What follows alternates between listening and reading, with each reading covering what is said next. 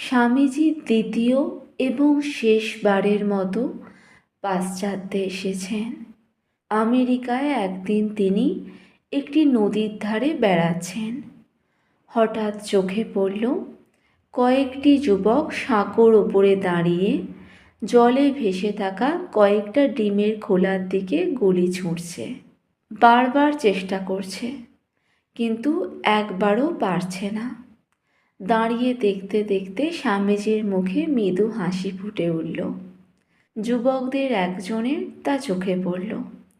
স্বামীজিকে challenge করে সে বলল, কাজটা যতটা সহজ দেখাচ্ছে ততটা সহজ নয়।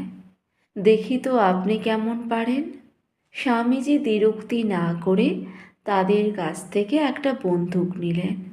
তারপর পরপর 12টি খোলা গুলিবিদ্ধ করলেন। যুবকেরা অবাক হয়ে গেলেন। তারা ভাবল, ইনি নিশ্চয়ই বহুদিন ধরে বন্দুক ছুঁড়েছেন। স্বামীজি তাদের বললেন, তিনি এর আগে কখনোই বন্দুকে হাত দেননি।